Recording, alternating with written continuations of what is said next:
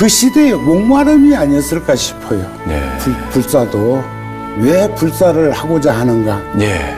부처님 일인데, 불사는 부처님 일인데 중생을 위하는 일 이외에 한 것이 뭐 있는가? 지금도 내가 버리지 않고 있는 장삼 한 벌하고 가사 한 벌이 있는데 이렇게 입기에는 너무 낡은 그런 천으로 변형되기도 했지만, 그러나 그 버리지는 않고 가지고 있는 건 늘 나를 되돌아보기 위해서 그런 것이 아닐까 싶은 생각을 합니다.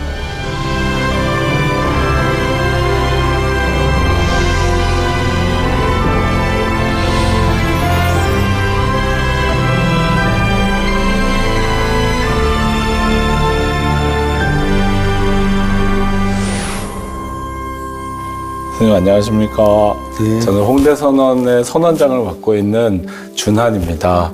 반갑습니다. 네, 선생님 오늘 BTN 불교TV 30주년 개국 특집으로 큰 스님을 모시고 스님께서 평생 이루어오신 불사를 조명을 해야겠다라는 원력을 세웠습니다.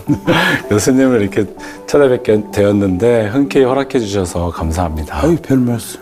네, 이렇게 강남 이 한복판에 구룡사라는 절에 왔는데요.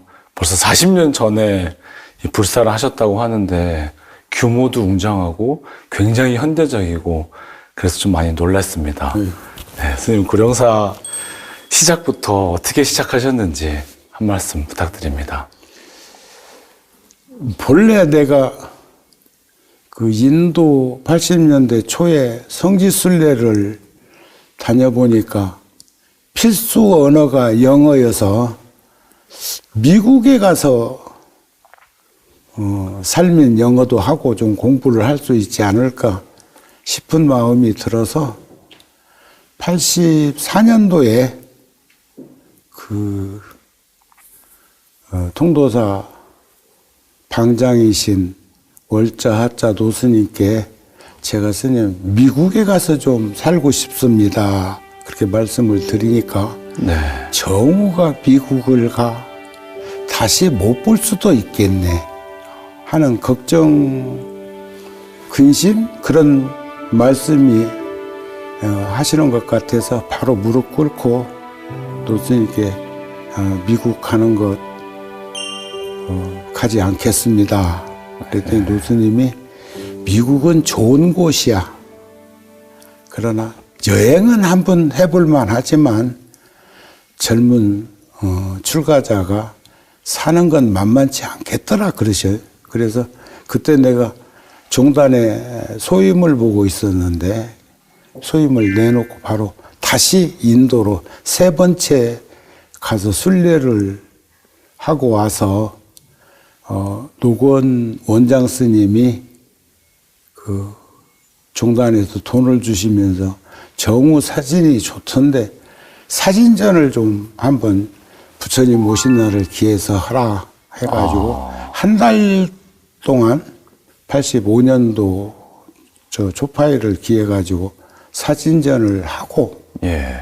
그리고 이제 초파일 전날 마감하고 인연 있는 이들에게 한 100여 점 사진을 나눠드리고 네. 통도사로 내려갔는데 가서 농사 짓는다고 이제 일꾼들하고 일을 하고 있는데 하루는 부르셔갖고 85년도 음력으로 5월 초하루자 그 가요동에 있던 구룡사 주지소임을 가서 좀 해봐라 해서 올라온 것이 시작입니다. 정확히 선생님 2025년이니까요. 아니, 우리가 40년 딱 정확히 40년 40년. 금년 5월 음력으로 5월 초하루면 40년이 되었네요. 예. 근데 왔는데 참 그 스님들이 그 서울, 부산, 대구 78년도에 그 전시해가지고 예. 그 기금으로 마련된 포교당인데 그 장소가 그 가요동 한옥 보존 지역이 아니지만 그 적산가옥, 일본 관료가 살던 그런 집이었다고 보여지는데 거기서는 도저히 불사할 수가 없었어요. 예. 청와대가 가깝지, 남산에서 보인다고 미관 지역이지, 한옥 보존지구지, 그런 등등의 어려움이 있어서, 그걸 이제 마침 그 우회집 모 기업체 회장 창업주 집이 위에 있는데 내가 니엇 거 하나 사가지고 삽질을 계속하고 있으니까 계속 넘거다 봐서 그분들하고 이 얘기가 되었고 78년도에 2억 가까이 주고 샀지만 예. 85년도에도 내 생각에는 나 같으면 이런 집 1억 주고도 안 산다. 그런데 이 집이 필요하거든. 이런 땅을 구할 수 있도록 좀 도와달라.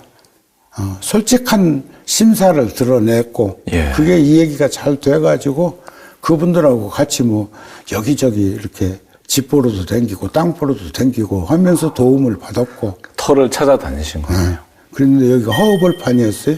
전부 논밭이었고 도시계획에는 들어 있었지만 그리고 마침 도시계획에 의해서 수용당한 사람들이 이제 집이 한 채가 있었는데 2층 집이 그 집이 목장하던 집인데 그 사람들도 이제 수용당했으니까 이사 갔겠죠. 비어 있길래 주인을 찾아서 전세로 그 집을 빌리고 예. 또 부처님을 모셔야 되는데 집이 2층인데 협소해서 모실 마당이 마땅치 않아서 그 앞에다가 남대문에 가서 한 20평 천막을 떠다가 그것을 하고 스스로프 깔고 비닐장판 깔고 시작을 했는데 여름에는 그 전설의 천막 불사라고 저희 세대까지 내려오는 전설입니다. 그런데 이제 그게 그 여름에는 화탕지역 천막이니까 예. 열 처리가 안 되잖아요. 겨울에는 한빙지옥 예. 같은 그런 어려움을 겪으면서도 그때 이제 내가 통도사에서 같이 살던 아이들 8명을 다 서울로 유학 가자 해갖고 들어와서 우리가 밥그리 먹으면서 있던 시절이니까. 네, 스님의 그 절하는 뒷모습이 등에 쫙 땀이 다 배가지고 그 수백 명의 이 불자님들이 그 모습 보면서 기도를 막 했다고 하시더라고요. 근데 지금도 내가 버리지 않고 있는 장삼 한 벌하고 가사 한 벌이 있는데 그건 그 시절에 절하면서 흘린 땀에 염분에 아마 녹은 것이 아닐까 싶은데 네. 가사장삼 한 벌이 이렇게 입기에는 너무 낡은 네. 그런 천으로 변형되기도 했지만 그러나 그 버리지는 않고 가지고 있는 건 늘 나를 되돌아보기 위해서 그런 것 아닐까 싶은 생각을 합니다.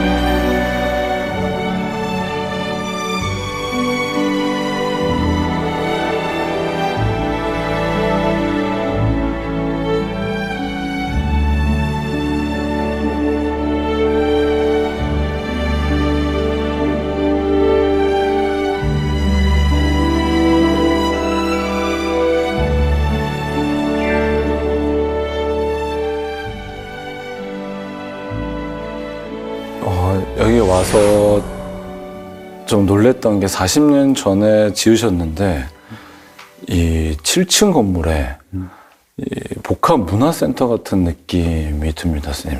천막에서 20평짜리 천막에서 어떻게 이렇게 크게 불살할 수 있었는지 그 원동력이 그게 이제 가장 큰 건 네. 통도사라고 하는 네. 배경과 그 후광이 있었을 것이고 예. 그 불사 처음 시작할 때 어려움도 많았어요. 첫째 돈도 한 푼도 없는데 최대 공약수로 땅에 비해 가지고 저런 건물로 짓는다고 할 때 같은 또래나 조금 선배들이 네. 굉장히 걱정했어요.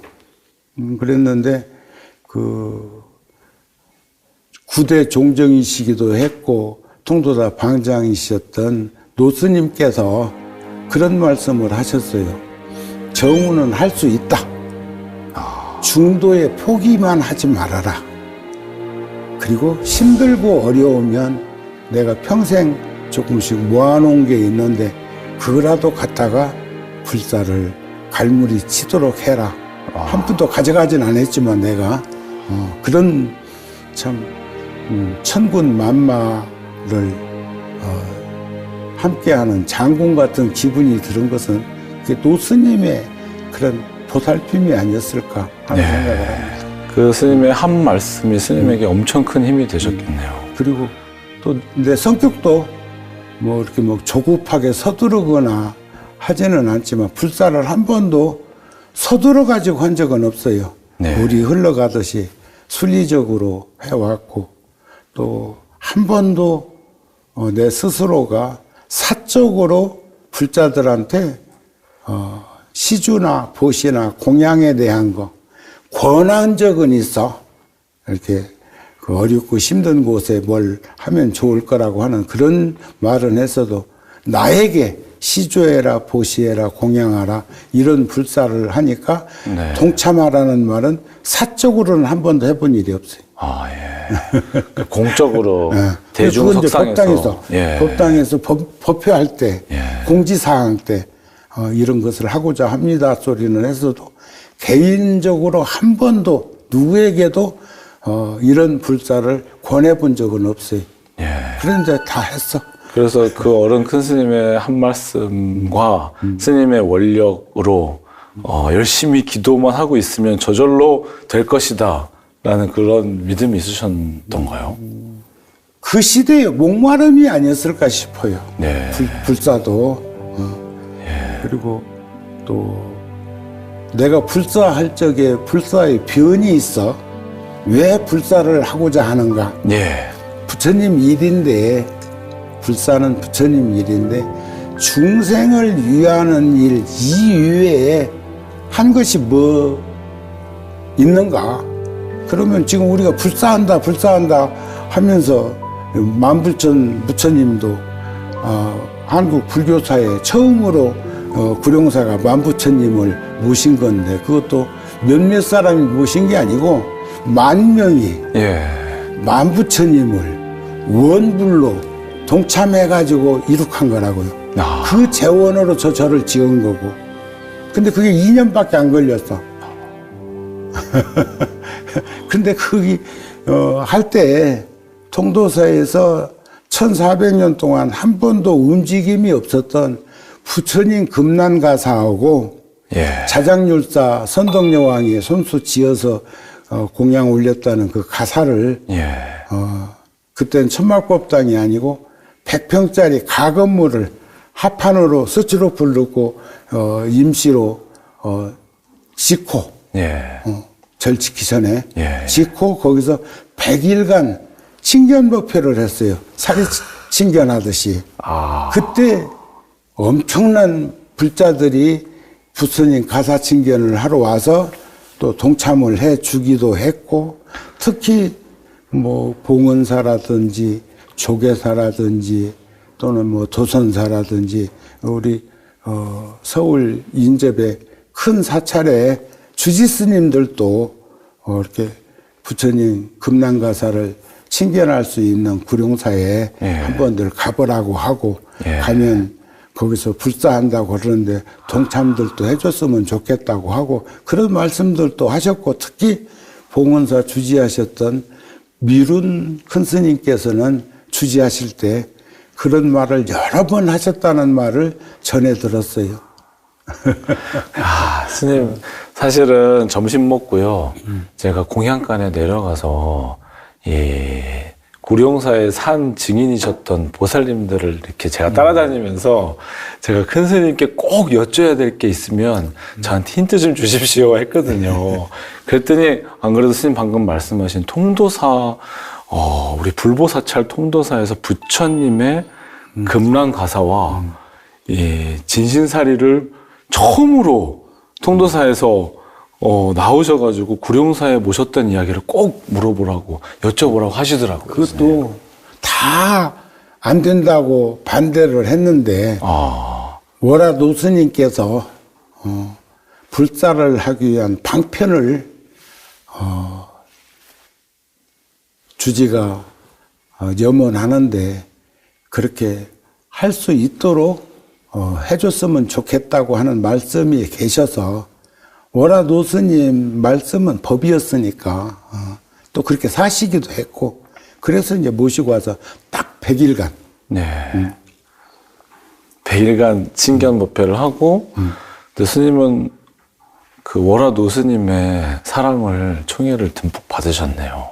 근데 그건 이제 지금 일산 열애사의 그 글이 이렇게 그 다실에 걸려 있는데 네. 노스님이 열애사 불사할 때 글을 하나 주신 게 있어요. 네. 진리 무상 미언설인데 진리 무상 미언설. 미언설인데 일체 만물은 무비통이로구나. 일체 만물은 무비통이로구나. 그게 이제 포교해야 되는 어쩌면 적정 대의를 말씀해 주신 것이 아닐까 싶은 그런 마음을 가지고 있고 그리고 언제든지 노스님께서는 그 2층 집 세어도 살 때도 노스님 궁금해서 혼자 올라오시기도 하고 또 법회가 시작되기 전부터 그렇게 마음을 쓰셨지만 이제 100평짜리 가건물에서 60평은 법당으로 쓰고 40평은 요사채로 쓰면서 금난가서 칭견법회 할 때부터 이 불사가 만부처님 다 봉안될 때까지 언제나 말씀 올리면 오셨어요. 그래서 제자들 가운데 주변에서 어떻게 다른 절에서는 오시라고 하면 안 오시면서 안 가시면서 그렇게 서울만 그렇게 가시느냐는 말씀까지도 들은 걸로 알고 있어요. 나중에 만부처님 다 저만 한 후에 그러시더라고요. 처음으로 제가 살고 있는 방에 건너오셔갖고 나도 그동안 애썼다. 부산 양산에서 서울까지 그렇게 그 스님이 오시라 하시면 그냥 오셨다는 거네요. 네. 큰 스님께서 방장 스님께서 법문 이제 입제 법문이나 회양 법문이나 이제 법회를 무지하게 많이 했어요. 또 그런가 하면은 나중에는 90년대 초에는 화엄경 산림 법회 고려에 소멸되었던 백고자 법회를 재현해가지고 100일간 100명의 스님을 청해서 3년 동안 했고 100일 끝날 때는 저 올림픽 공원 안에 있는 체조 경기장에 아마 3년 동안 다 한 2만 명 정도씩은 모여서 운집돼 가지고 그 3년 동안 매년 백고자 법회를 3년 연속으로 하셨는데 그거를 매일 하셨다고 하시더라고요. 100일 연속으로. 아니, 이제 9시부터 10시 반까지 기도하고 사시기도 하고 10시 반부터 12시까지 청법하고 12시부터 이제 1시까지 내가 이제 108대참 대자대비 민중생 108대참회문을 처녀 대중들하고 함께 그렇게 이제 한 것은 나에게도 오랫동안 가슴에 남아있는 훈장이죠. 그거 말고도 3000배 기도라든지 1080배 21일 정진 기도라든지 이런 것은 1080배 안 쉬고 하면 3시간 10분 걸려요. 그런 법표를 직접 내가 주관하면서 불자들하고 그럴 때마다 대중들이 1000명 이상 넘는 대중들이 모든 공간에 배치돼 가지고 같이 했다는 것은 나에게는 환희범례라 시간이었지. 예. 그리고 또 이제 1시에 끝나면 또 1시부터 4시까지 불교대학 강의하고 경전 공부 강의하고 또 어느 때는 또 노래방 법회라고 해갖고 우리 요즘 좋아하는 트로트 내가 멘트 해가면서 같이 그 노랫말 속에 상기시켜 드리기도 하고 그런 법회도 긴 시간 했었어요. 도심포교회 대한민국 불교 도심포교회의 시작이네요, 스님. 노래방 법회 같은 건 제가 처음 들어봤거든요, 스님. 아니 그때는 그 골목마다 동네마다 노래방이 있었는데. 이렇게 만연할 무렵이니까 그렇다면 뭐 우리는 못할 게 뭐 있나? 그러니까 스님, 우리 스님들이 좀 이렇게 또 보수적이시잖아요. 그래서 법당이나 절에서 노래방계를 다 가지는 포교를 그렇게 하실 생각을 못 하셨을 텐데. 스님 좀 개혁가 기질이 있으신 것 같아요. 아니요. 그런데 이제 그런 것들이 힘과 용기와 지혜를 이렇게 분출할 수 있었던 것 중에 그 월화 노스님만 영향을 주신 게 아니고 석주 노스님도 그런 나에게 지대한 그 연민심을 갖고 계셨고 또 통도사에는 동국대학교 재단 이사장을 오래 하셨던 벽안 노스님이라고 계시는데 지금 생존에 계시다면 125세 월화 노스님이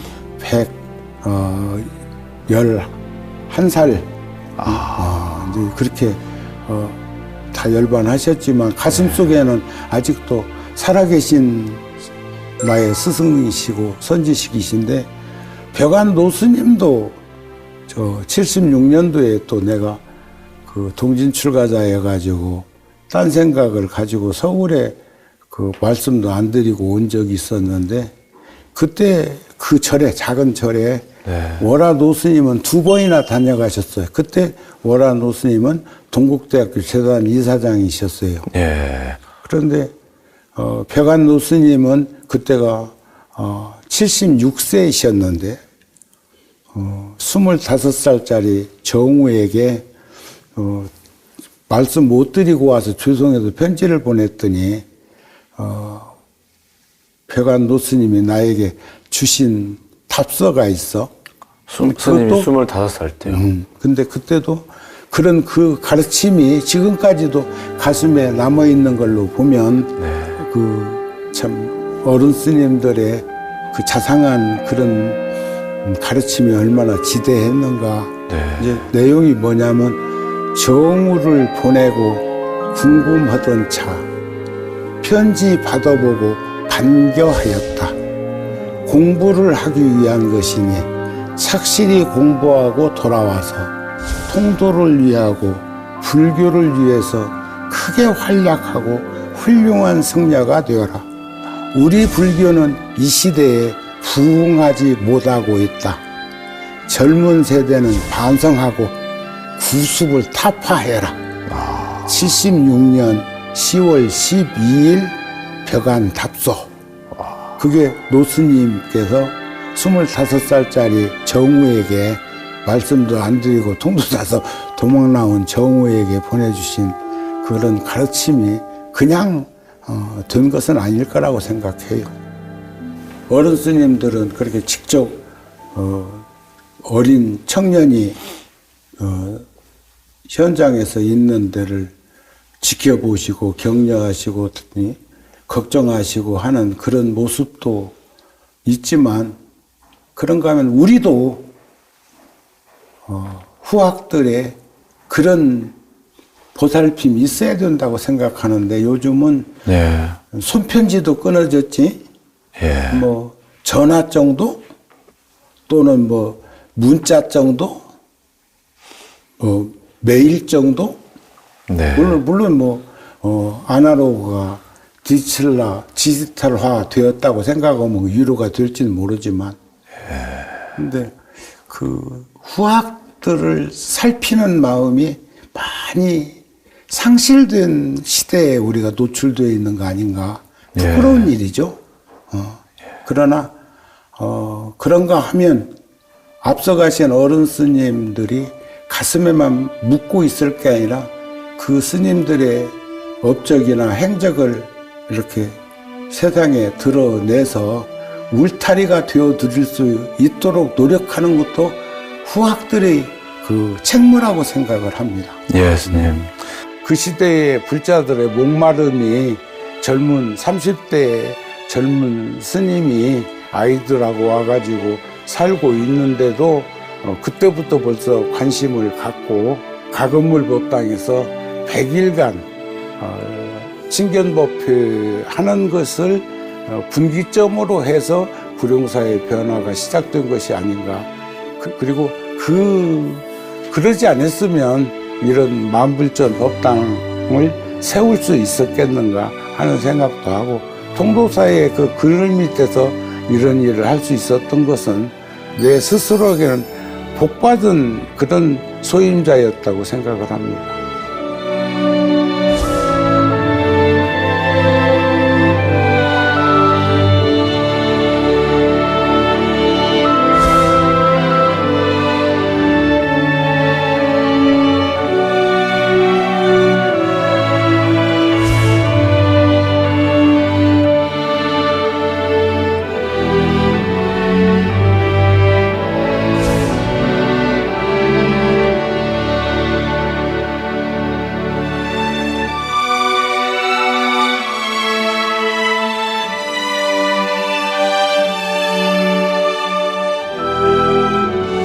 그리고 이어서 일산의 열애사, 신도시들마다 이런 포교당을 내시면서 또 전 세계로 또 나가셔서 인도에 부처님 태어나신 룸비니, 부다가야, 또 캐나다, 미국, 호주, 전 세계 약 10여 국에 불사를 하시게 되셨습니다. 실질적으로는 그 인연 맺은 데는 더 많고, 네. 근데 이제 꼭 드러내는 것만이 불교의 근본 능사는 아니라고 생각을 하기 때문에, 심지어는 수미산 5,500m 밀라델바 스님 사시던 그 수행터 그 절에는 순례자들이 그 머무를 수 있는 돌로 방을 한 30여 개 지어서 생활할 수 있도록, 그 절에 생활도 될 수 있도록 한 10년간 거기하고 인연 맺어가지고 갈 때마다 이렇게 불사금을 좀 해가지고 지금은 그 절에서 살아가는데 큰 어려움 없이 그렇게 순례자들이 그곳에 머무르고 간다는 얘기도 들었고, 이제 내년에 내가 이제 금생의 마지막 수미산 순례를 한번 하려고 준비하고 있으니까 가면 거기서 또 나도 하룻밤 유숙하겠죠. 스님의 40년 전의 모습이 저의 지금 딱 시작 모습이더라고요. 근데 스님, 그러면서 고비들이 있으셨을 텐데, 과연 그 고비들을 만나셨을 때 어떤 힘으로 돌파를 하시게 됐는지 궁금합니다. 나는 신심을 일반론적으로는 생명력이라고 생각하지만, 그 신심은 순수함에서 바탕이 되어야 된다고 생각을 하고, 그 다음에 원력은 눈가름이나 눈속임이 아니라 원력은 정직함에서 발현되어야 된다고 생각을 해요. 정직함. 그 다음에 정진은 진지함. 예를 들어서 세속적으로 갈팡질팡, 횡설수설, 우왕좌왕, 우지자재는 이렇게 막 갈팡질팡하는 것이 아니고, 정진력이라고 하는 것은 진지한 마음에서부터 출발해서 언행이 하나가 되는 노력이 기도가 아닐까, 그런 생각을 하고 있기 때문에 나는 한 번도 이렇게 불사하면서 좌절하거나 네. 포기하거나 체념하거나 그래 본 적은 없어요. 네. 안 된다는 이런 생각 자체도 가져본 적 없고. 네. 그죠? 그 일이 필요하면 필요해서 옛날에 숭산 스님 그런 말씀 하셨잖아요. 모르면 모를 뿐 이렇게 하신 것처럼 절대로 서두르거나 조급증을 내는 일 없이 그것은 이 시대에 반드시 필요한 불사라고 생각하면 그를 실행에 옮겼을 뿐이고 그리고 그 어려움 없이 나는 불사하면서 어렵다 어쩌다 하는 그런 생각은 가져본 적 없어요. 출가 자체도 그렇고 떠올려 보면 여러 가지 기억들이 있고 또 그런 기억 속에서 참 보람된 일들도 많이 있지만 그런 일들을 어찌 나만 하고 있는 것은 아닐 거라고 생각을 합니다. 지금도 여러분의 스님들은 동남아시아 지역에서 활동하시는 분도 있고 나는 다만 네팔이나 인도나 티벳 그쪽에 중심을 두고 했던 것이 아닐까. 그것은 인연이 그렇게 그쪽으로 연결되어지는 것은 전생에 무슨 훈수부로 젖은 것이 발현된 것이 아닐까 싶은 생각을 합니다.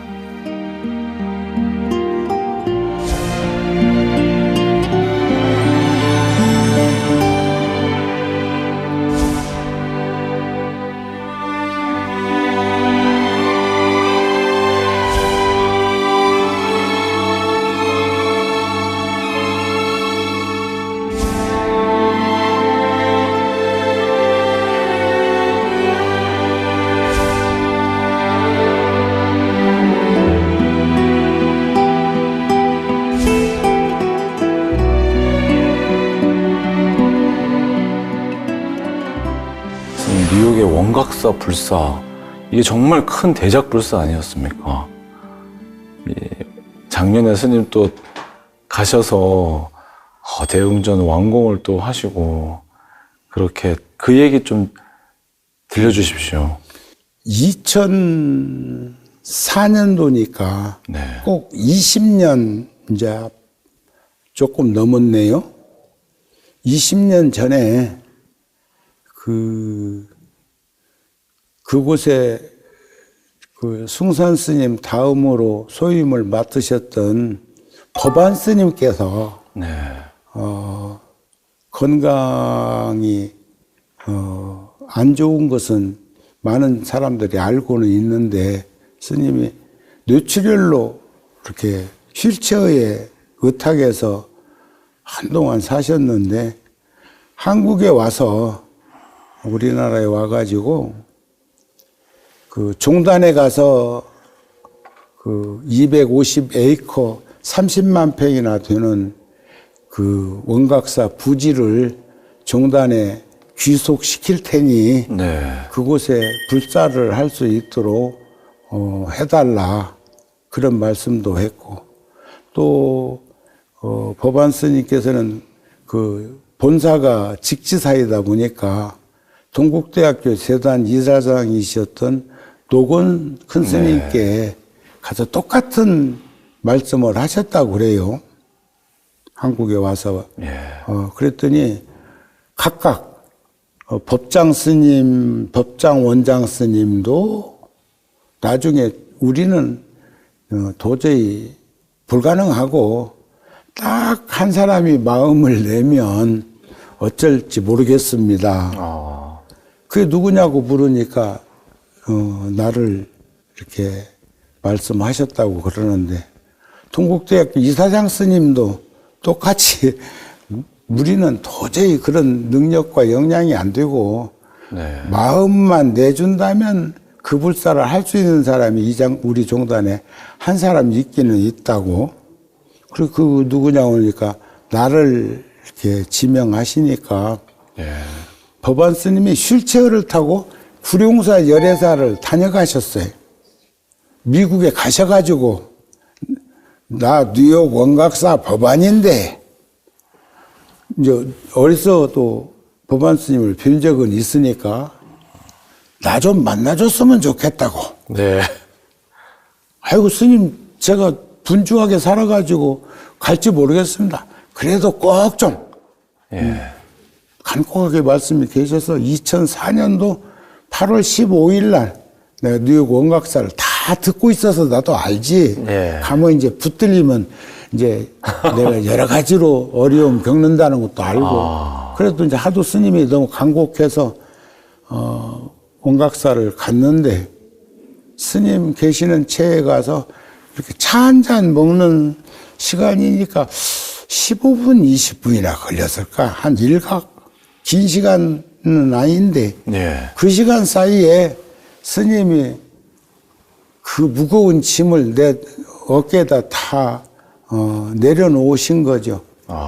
그래서 스님의 눈빛이 너무 애잔하시고 간절하신 그 마음이 이렇게 금생에 몸이 안 따라줘가지고 하고 싶은 일을 못 하시는 그런 소유가 굉장히 깊으신 것 같아서 내가 큰 힘은 없지만 스님 그러면 제가 동참자는 되겠습니다 하는 것이 붙들려가지고 지금 20년 원각사하고 인연을 그렇게 맺고 있는데 뉴욕 원각사 자체가 지광 스님이라고 하는 주치 스님과 거기에 이사들과 불자들이 처음에 내가 가니까 기름을 못 넣어가지고 보일러 돌아가는 방이 없어요. 또 어느 때는 전기세를 못 내갖고 전기가 단전 된 때도 여러 번 있다 소리를 듣고 해서 실질적으로 원각사 갔다가도 딴 절에 가서 자고 오기도 하고 그런 일이 비일비재했었는데 지금 참 불가사의한 불사가 된 걸로 보면 우리 그 원각사 불사들이나 스님들이 대단하다는 생각을 합니다. 말씀하시면서 든 생각이 스님 달마와 양무제의 대화가 있지 않습니까? 양무제가 이렇게 내가 불사를 많이 했는데 많이 했지. 달마 대사가 공덕이 무해버렸다. 전무하다. 또 전무하다 하셨다는 그 사자후의 한 말씀을 스님께서 좀 알려주십시오. 그게 무슨 뜻이었는지. 아니 그러니까 나를 드러내고 그러니까 응무소주 이생기심이라고 하는 그 마음이 진정한 수행이고 보시고 공양이고 불사가 아닐까. 그런 마음을 꼭 문자로만 아는 것도 아니고 살면서 보면은 그럴 거라는 거예요. 응무수주 이생기심 어디에도 집착 없이 오직 했을 뿐이다. 그다음에 이제 수추작주. 수추작주. 네 있는 곳에서 하인이 형색을 아무리 잘 꾸미고 주인 노릇을 해도 하인이요. 주인이 허름한 옷을 입고 머슴처럼 일해도 그 사람은 주인이요. 그게 바로 불교의 참 주인공을 다스리는 덕목 아닐까 싶네요. 감사합니다, 스님.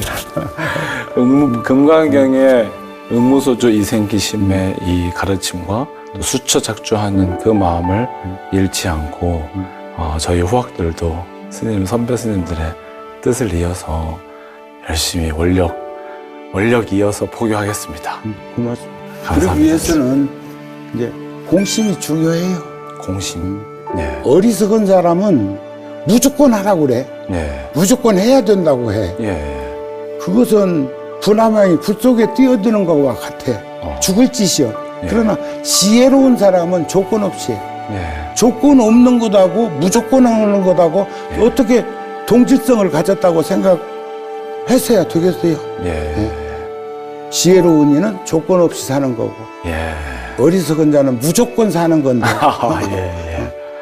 그런 개념 아닐까 싶네요.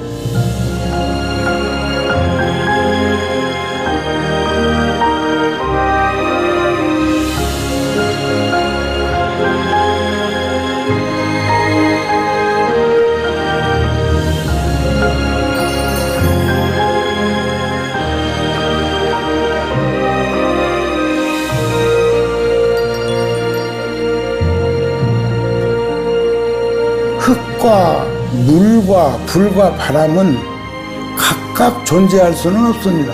각각 존재되는 것 같지만 전부 함수관계를 가지고 있는 것처럼 대한민국 국민이나 불자들 모두 다 서로가 합심하고 협동하고 힘을 모으는 흔들림 없는 삶을 살아갈 수 있는 우리가 되도록 탁마했으면 좋겠다는 생각입니다.